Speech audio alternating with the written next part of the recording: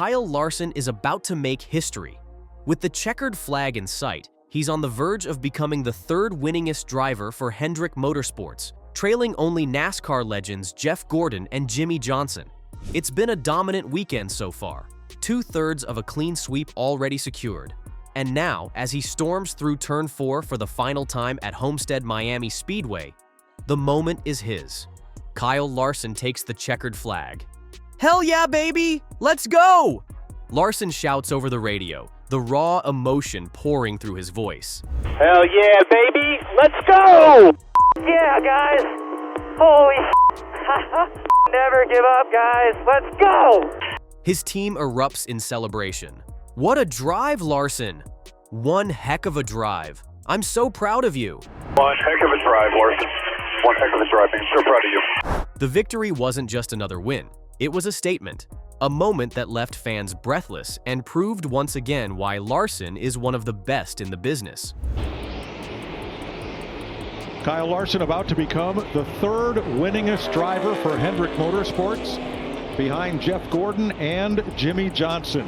2/3 of the clean sweep for the weekend, and coming around Turn 4 for his 30th career win, Kyle Larson for Hendrick Motorsports. Yeah. For much of the race, it seemed like Larson's teammate Alex Bowman had the win locked up.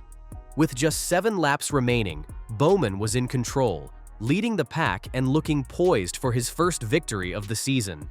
But as any NASCAR fan knows, nothing is guaranteed, especially at a track as unforgiving as Homestead.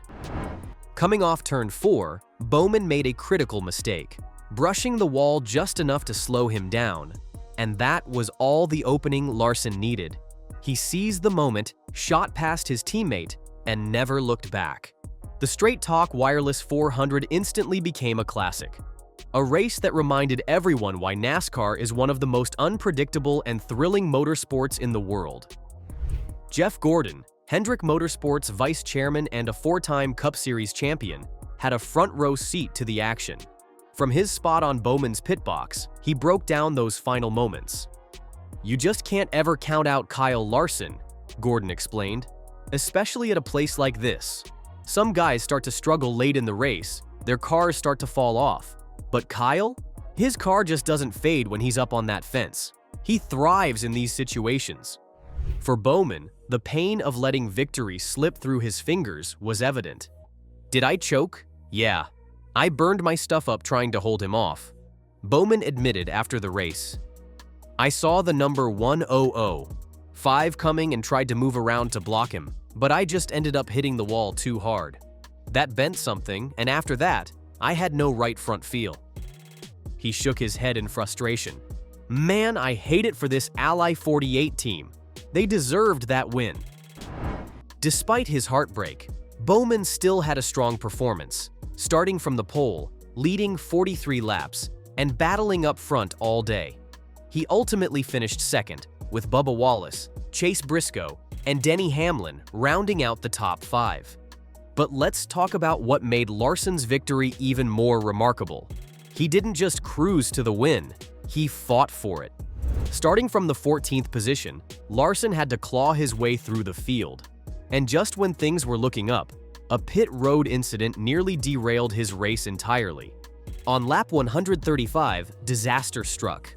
Josh Berry's number 21 Ford clipped Larson's car, creating a sizable hole in the rocker panel near the exhaust. The damage was severe, about 6 inches tall and 10 inches long, impacting the aerodynamics of Larson's Chevrolet. Crew chief Cliff Daniels had a split-second decision to make: bring Larson in for repairs and risk losing track position, or gamble on staying out and hope the car would hold up. "When I saw that damage, I knew it was going to be bad for speed," Daniels explained. "I almost called him in, but we were coming to one to go for the restart, and losing all that track position wasn't worth it, so we rolled the dice." The gamble worked. Larson kept pushing, kept fighting, and despite the damage, he found himself in position to capitalize when it mattered most.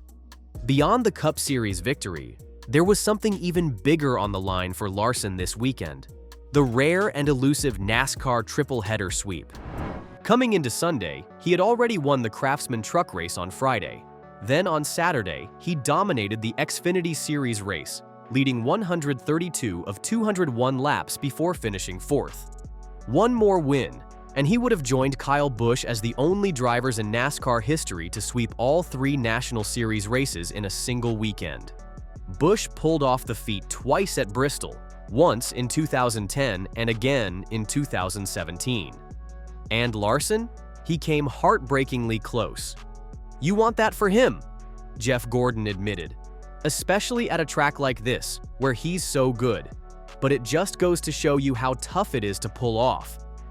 Larson will have another shot at the sweep next month at Bristol, and if we've learned anything from watching him, it's that he'll be back with a vengeance. While Larson's win was the biggest story of the weekend, the overall performance of Hendrick Motorsports can't be ignored. After Homestead, Hendrick drivers hold the top 3 spots in the standings: first, William Byron; second, Kyle Larson; third, Alex Bowman. And don't forget Chase Elliott, who sits comfortably in 6th place. Jeff Gordon put it simply, "It's been a really strong start to the year. We've had races where all 4 cars were in the top 8 or 10, and that's exactly what you want. You don't want to be playing catch-up all season long."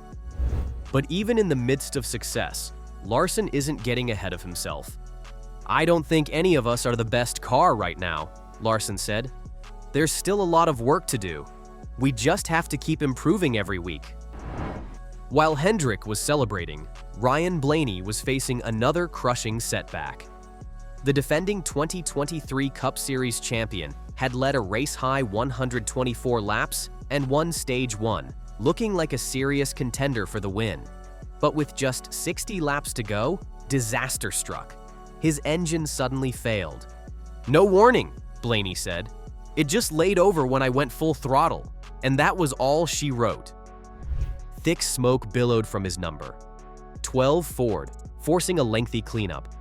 This marked Blaney's 3rd consecutive finish outside the top 25 and his 2nd engine failure in 3 races, a brutal stretch for the reigning champ. "It just stinks," Blaney admitted.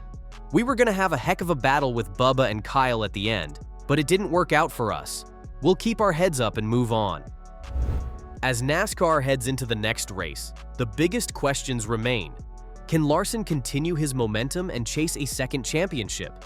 Will Alex Bowman shake off the disappointment and find redemption? Can Ryan Blaney's team recover from their early season struggles? One thing's for sure, this season is just heating up. What did you think of Larson's win? Was Bowman's mistake the deciding factor? And how worried should Blaney fans be right now? Let us know your thoughts in the comments, and don't forget to click the video on your screen for more NASCAR coverage.